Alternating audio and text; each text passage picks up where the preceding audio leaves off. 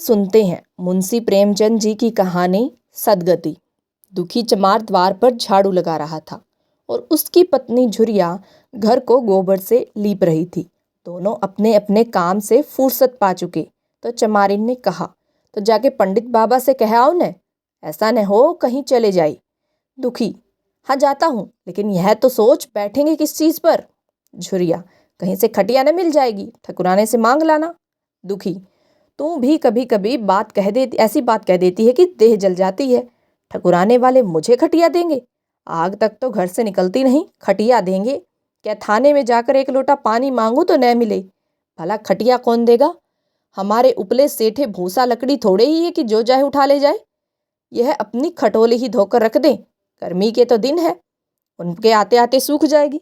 झुरिया, वह हमारी खटोली पर बैठेंगे नहीं, देखते नहीं कितने नेम धर्म के आदमी हैं।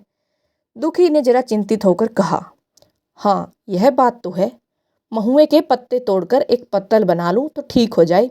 पत्तल में बड़े बड़े आदमी खाते हैं, वह पवित्र है। ला तो डंडा, पत्ते तोड़ लूं।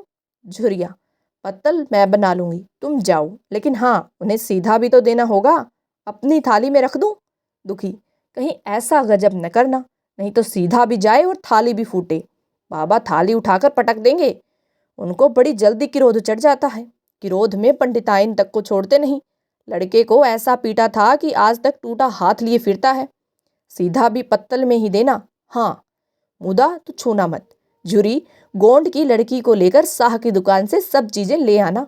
सीधा भरपूर हो, सेर भर आटा, आध सेर चावल, पाव भर दाल, आध पाव घी, नौन और हल्दी।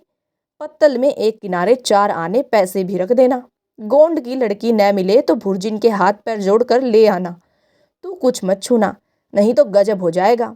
इन बातों की ताकीद करके दुखी ने लकड़ी उठाई और घास का एक बड़ा सा गट्ठा लेकर पंडित जी से अर्ज करने चला। खाली हाथ बाबा जी की सेवा में कैसे जाता, और नजराने के लिए घास के सिवाय उसके पास और था भी क्या? खाली देखकर तो बाबा उसे दूर से ही दुत्कार देते। पंडित घासीराम ईश्वर के परम भक्त थे। नींद खुलते ही इस उपासना में लग जाते। मुंह हाथ धोते 8 बज जाते, तब असली पूजा शुरू होती, जिसका पहला भाग भंग की तैयारी था। उसके बाद आध घंटे तक चंदन रगड़ते, फिर आईने के सामने एक तिनके से माथे पर तिलक लगाते। चंदन की 2 रेखाओं के बीच में लाल रोरी की बिंदी होती थी। फिर छाती और बाहों पर चंदन की गोल गोल मुद्रिकाएं बनाते। उनके लिए बाद ठाकुर जी की मूर्ति निकालकर उसे नहलाते, चंदन लगाते, फूल चढ़ाते, आरती करते, घंटी बजाते। 10 बजते बजते वह पूजन से उठते और भंग छानकर बाहर आते। तब तक 2-4 जजमान द्वार पर आ जाते। इस उपासना का तत्काल फल मिल जाता। वही उनकी खेती थी। आज वह पूजन गृह से निकले तो देखा दुखी चमार घास का एक गट्ठा लिए बैठा है। दुखी उन्हें देखते ही उठ खड़ा हुआ और साष्टांग दंडवत करके हाथ बांधकर खड़ा हो गया। यह तेजस्वी मूर्ति देखकर उसका हृदय श्रद्धा से परिपूर्ण हो गया। कितना दिव्य मूर्ति थी! थोड़ा सा गोल मटोल आदमी, चिकना सिर, फूले गाल, ब्रह्म तेज से प्रदीप्त आंखें, रोरी और चंदन देवताओं की प्रतिमा प्रदान कर रही थी। दुखी को देखकर श्रीमुख से बोले, आज कैसे चला आया रे दुखिया? दुखी ने सिर झुकाकर कहा, बिटिया की सगाई कर रहा हूँ महाराज, कुछ साइत सगुन विचारना है, कब मर्जी होगी? घासी, आज मुझे छुट्टी नहीं, हाँ सांझ तक आ जाऊंगा। दुखी, नहीं महाराज, जल्दी मर्जी हो जाए, सब सामान ठीक कराया हूँ, यह घास कहाँ रख दूं? घासी, इसे गाय के सामने डाल दे और जरा झाड़ू लेकर द्वार तो साफ कर दे। यह बैठक भी कई दिन से लीपी नहीं गई, इसे भी गोबर से लीप दे, तब तक मैं भोजन कर लूँ, फिर जरा आराम करके चलूँगा। हाँ यह लकड़ी भी चीर देना, खलिहान में 4 खांची भूसा पड़ा है, उसे भी उठा लाना और भूसोली में रख देना। दुखी फौरन हुक्म की तामील करने लगा। द्वार पर झाड़ू लगाई, बैठक को गोबर से लीपा। तब तक 12 बज गई। पंडित जी भोजन करने चले गए। दुखी ने सुबह से कुछ नहीं खाया था, उसे भी जोर की भूख लगी थी, पर वहाँ खाने को धरा ही क्या था। घर यहाँ से मील भर था, वहाँ खाने चला जाए तो पंडित जी बिगड़ जाए। बेचारे ने भूख दबाई और लकड़ी फाड़ने लगा। लकड़ी की मोटी सी गांठ थी, जिस पर पहले कितने ही भक्तों ने अपना जोर आजमा लिया था। वह उसी दमखम के साथ लोहे से लोहा लेने के लिए तैयार थी। दुखी घास छीलकर बाजार ले जाता था, लकड़ी चीरने का उसे अभ्यास न था। घास उसके खुरपे के सामने सिर झुका देती थी। यहाँ कस कस कर कुल्हाड़ी का भरपूर हाथ लगाता, पर उस गांठ पर निशान तक न पड़ता था। कुल्हाड़ी उचट जाती, पसीने से तर था, हाँफता था, थक कर बैठ जाता था, फिर उठता था। हाथ उठाए न उठते थे, पाँव कांप रहे थे, कमर सीधी न होती थी, आंखें तले अंधेरा हो रहा था, सिर में चक्कर आ रहे थे, तितलियां उड़ रही थी, फिर भी वह अपना काम किए जाता था। अगर एक चिलम तंबाकू पीने को मिल जाती तो शायद कुछ ताकत आ जाती। उसने सोचा, यहाँ चिलम और तंबाकू कहाँ मिलेगी? ब्राह्मणों का पूरा है। ब्राह्मण लोग हम नीच जातों की तरह तंबाकू थोड़े ही पीते हैं। सहसा उसे याद आया कि गांव में एक गोंड भी रहता है, उसके यहाँ जरूर चिलम तंबाकू होगी। तुरंत उसके घर दौड़ा। खैर, मेहनत सफल हुई। उसने तंबाकू भी दी और चिलम भी दी, पर आग वहाँ न थी। दुखी ने कहा, आग की चिंता न करो भाई, मैं जाता हूँ, पंडित जी के घर में आग मांग लूँगा, वहाँ तो अभी रसोई बन रही थी। यह कहता हुआ वह दोनों चीज़ें लेकर चला गया और पंडित जी के घर में बरोठे के द्वार पर खड़ा होकर बोला, मालिक, रची के आग मिल जाए तो चिलम पी ले। पंडित भी भोजन कर रहे थे। पंडिताइन ने पूछा, यह कौन आदमी आग मांग रहा है? पंडित, अरे वही सचुरा दुखिया चमार है, कहा है थोड़ी सी लकड़ी चीर दे, आग तो है, दे दो। पंडिताइन ने भवें चढ़ाकर कहा, तुम्हें तो जैसे पोथी पत्रे के फेर में धर्म कर्म किसी बात की सुधी नहीं रही। चमार हो, धोबी हो, पासी हो, मुंह उठाए घर में चला आए। हिंदू का घर न हुआ कोई सराय हुआ, कह दो दाढ़ी जार सी चला जाए, नहीं तो इस लुआठे में झुलस दूंगी। आग मांगने चले हैं। पंडित जी ने उन्हें समझा कर कहा, भीतर आ गया है तो क्या हुआ, तुम्हारी कोई चीज तो नहीं छुई, धरती पवित्र है, जरा सी आग दे क्यों नहीं देती? काम तो हमारा ही कर रहा है, कोई लोनिया यही लकड़ी फाड़ता तो कम से कम 4 आने ले जाता। पंडिताइन ने गरज कर कहा, वह घर में आया ही क्यों?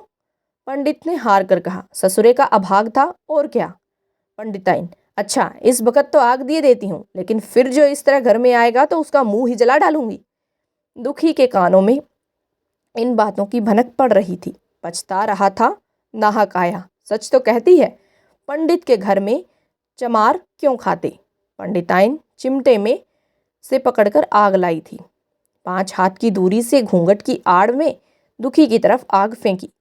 आग की बड़ी सी चिंगारी दुखी के सिर पर पड़ गई। वह जल्दी से पीछे हटकर सिर को झाड़ने लगा। उसने मन में कहा, यह एक पवित्र ब्राह्मण के घर को अपवित्र करने का फल है। भगवान ने कितनी जल्दी फल दे दिया। इसी से तो संसार पंडितों से डरता है और सबके रुपए मारे जाते हैं। ब्राह्मण के रुपए भला कोई मार तो ले, घर भर का सत्यानाश हो जाए। पांव गल गल कर गिरने लगे। बाहर आकर उसने चिलम पी और फिर कुल्हाड़ी लेकर जुट गया।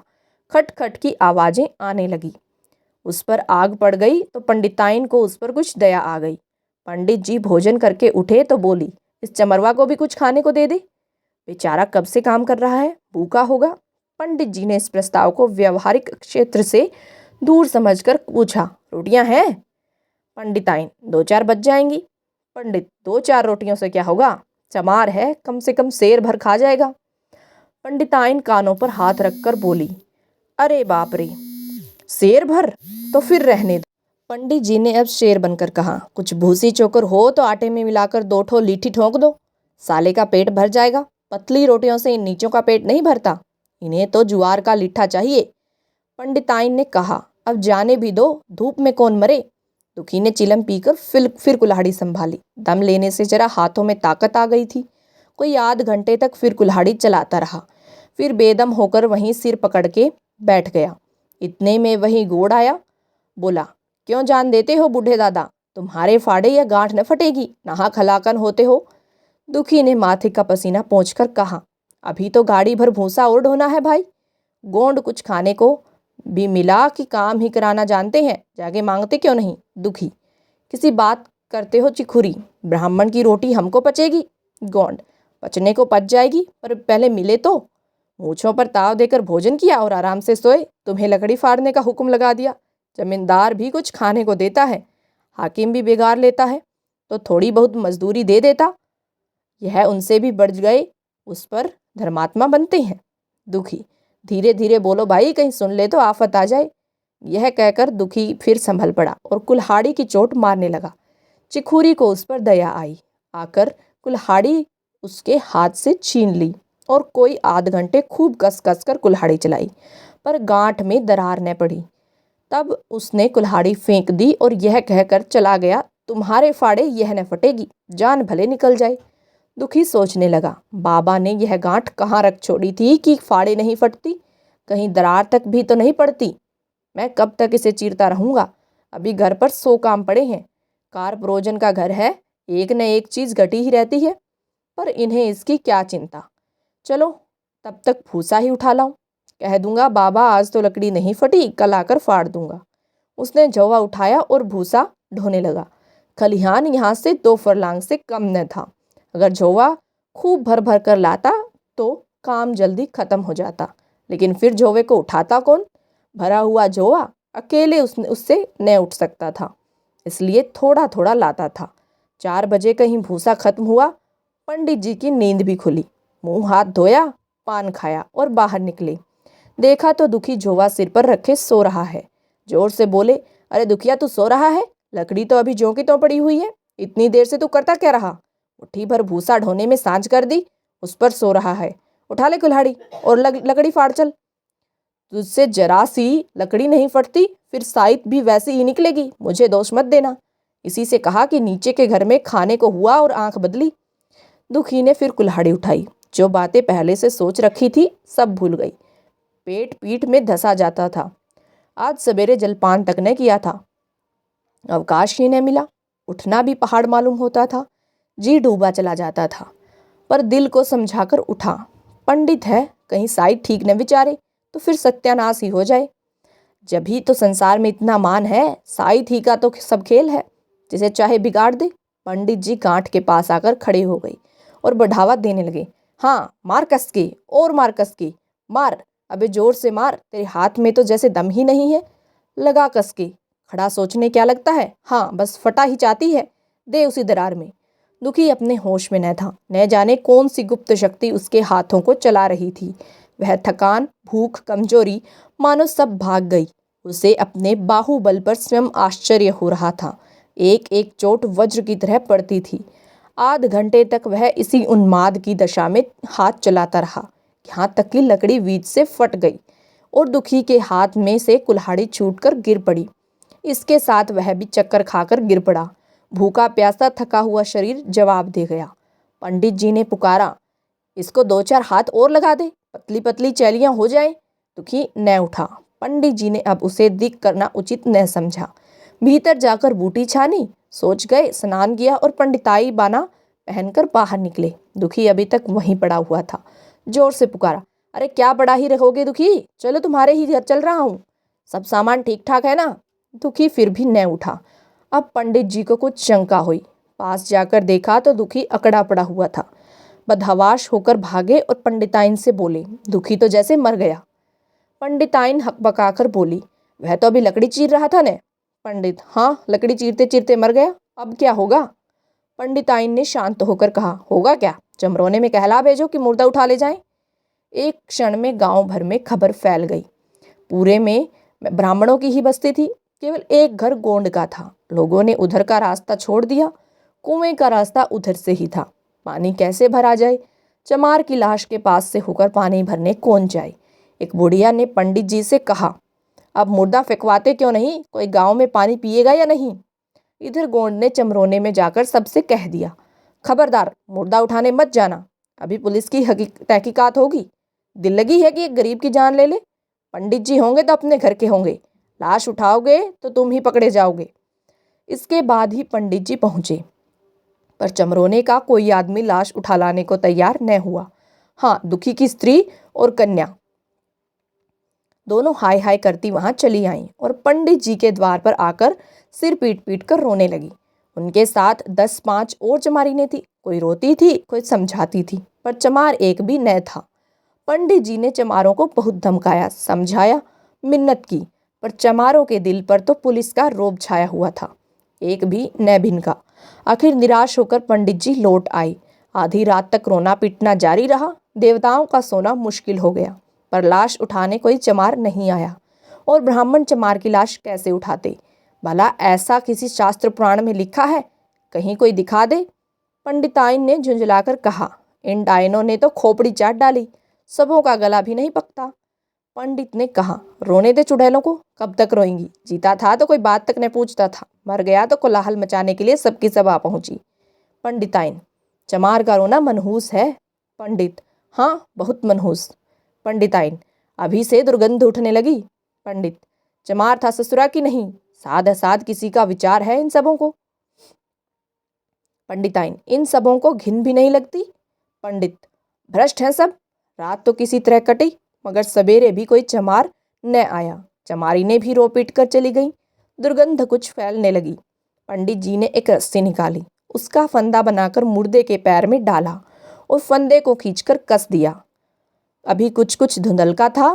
पंडित जी ने रस्सी पकड़कर लाश को घसीटना शुरू किया और गांव के बाहर घसीट ले गए। वहां से आकर तुरंत स्नान किया, दुर्गा पाठ पढ़ा और घर में गंगाजल छिड़का। उधर दुखी की लाश को खेत में गीदड़ और कुत्ते और कोए नोच रहे थे। यही जीवन पर्यंत की भक्ति, सेवा और निष्ठा का पुरस्कार था।